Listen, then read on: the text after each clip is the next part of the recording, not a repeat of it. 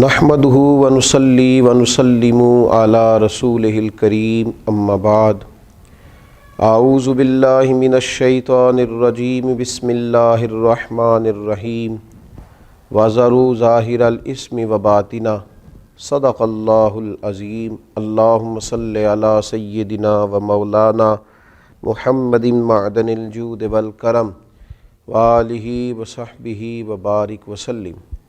حمد و صلات کے بعد ماہ مقدس، ماہ نور، نور و سرور، ماہ رمضان المبارک میں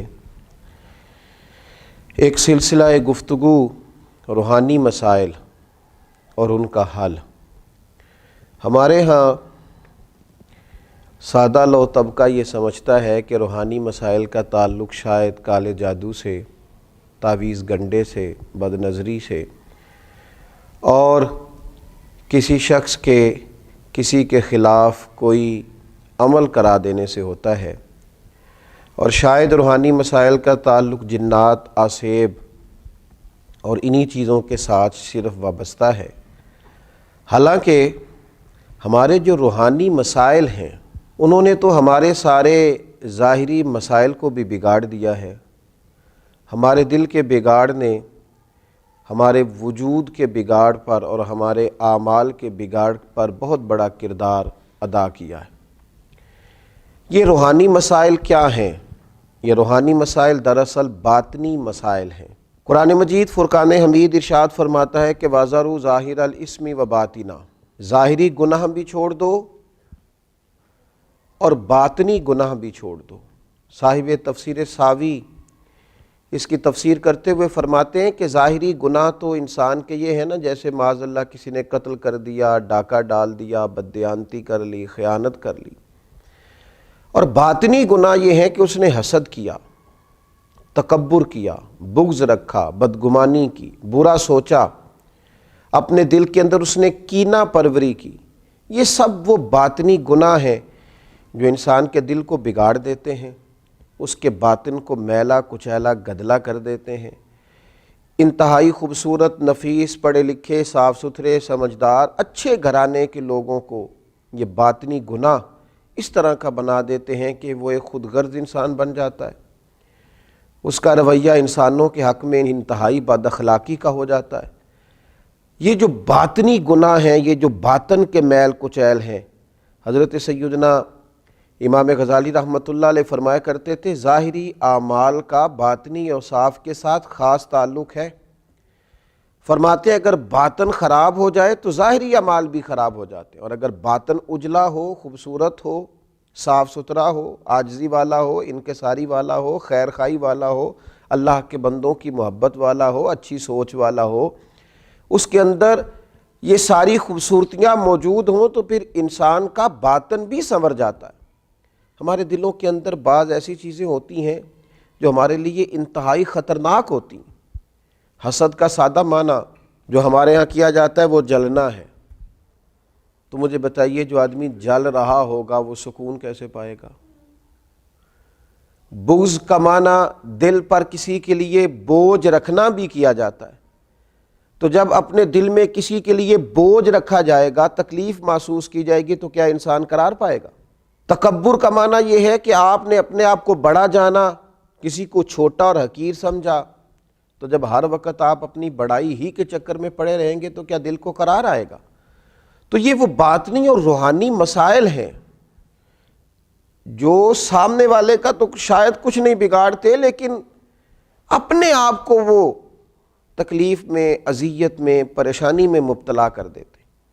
تو ان روحانی مسائل کی معرفت رکھنا، ان کا خیال رکھنا، نبی اکرم نور مجسم صلی اللہ تعالیٰ علیہ وسلم نے فرمایا تمہارے وجود میں گوشت کا ایک لوتھڑا ہے، اگر وہ ٹھیک ہو گیا تو سارا جسم ٹھیک ہو گیا، اگر وہ بگڑ گیا تو ہر چیز ہی بگاڑ دے گا، بگڑ گئی ساری چیزیں۔ یا رسول اللہ صلی اللہ تعالیٰ علیہ وسلم وہ کون سا لوتھڑا ہے؟ تو فرمایا وہ تمہارا دل ہے۔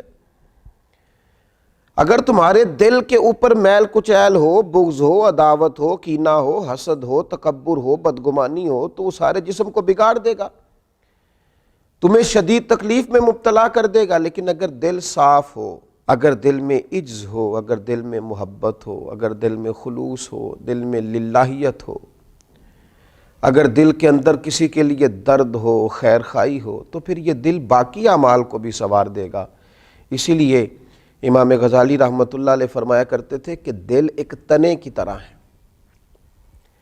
درخت کا جو تنا ہوتا ہے اس کی مانند دل ہے۔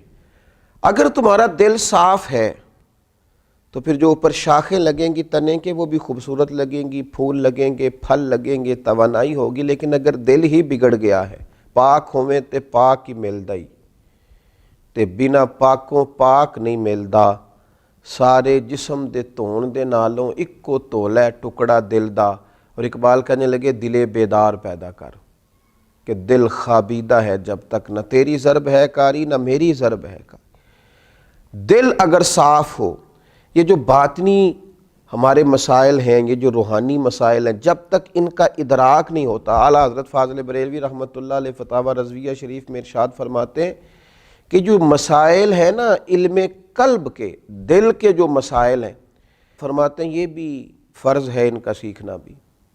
کون سے مسائل؟ فرماتے ہیں جیسے تواضع سیکھنا، جیسے توکل سیکھنا، جیسے اخلاص سیکھنا، اس طرح باقی مسائل سیکھنا فرض ہے، یہ بھی سیکھنا فرض ہے۔ اور فرماتے ہیں جس طرح بہت سے حرام چیزوں کی معلومات ہونی چاہیے کہ یہ ٹھیک نہیں، یہ منع ہے، یہ درست نہیں ہے، اس سے اللہ رسول ناراض ہو جائیں گے، اسی طرح جو محرمات باطنیہ ہیں، یعنی تکبر ہے، ریا ہے، عجب ہے، حسد ہے، ان کی معلومات ہونا بھی ہر مسلمان کے لیے فرض ہے۔ اور پھر آگے چل کے آپ ارشاد فرماتے ہیں عظیم روحانی پیشوا سلسلہ قادریہ کے عظیم روحانی بزرگ اعلیٰ حضرت فاضل بریلوی رحمۃ اللہ علیہ ارشاد فرماتے ہیں جس طرح پنجگانہ نمازوں کی فرضیت جاننا ضروری ہے، اسی طرح حصول اخلاص کا علم ہونا بھی ضروری ہے، اس لیے کہ ہر عمل کی صحت، ہر عمل کا ٹھیک ہونا، اللہ کی بارگاہ میں قبول ہونا اخلاص ہی کی بنیاد پر ہے۔ اگر اخلاص کی معلومات ہی نہ ہوں گی تو یہ وہ روحانی مسئلہ ہے، یہ وہ روحانی مسئلہ ہے جو تمام اعمال کو ضائع کر دے گا، اکارت ہو جائے گی کی ہوئی ہر ایک نیکی۔ پھر آپ ارشاد فرماتے ہیں جس طرح حلال و حرام کا علم ہونا ضروری ہے، اسی طرح ریاکاری کا پتہ ہونا بھی ضروری ہے۔ فرماتے ہیں بڑے بڑے عابد ہیں، بڑی بڑی بہترین عبادت ہے، پر اپنے دکھاوے کی وجہ سے، ریاکاری کی وجہ سے اس عبادت کو ضائع کر لیتے ہیں۔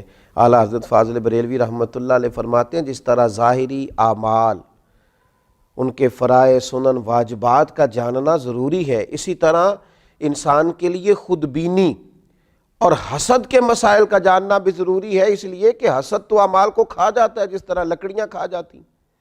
یہ جو روحانی مسائل ہیں، یہ جو اندر پنپ رہے ہوتے ہیں، اور امام غزالی رحمۃ اللہ علیہ فرماتے ہیں اس میں تخصیص نہیں کہ یہ تکبر، حسد، بغض، عداوت صرف جہلاء میں ہوتا ہے، کہتے ہیں یہ پڑھے لکھے لوگوں میں بھی ہوتا ہے۔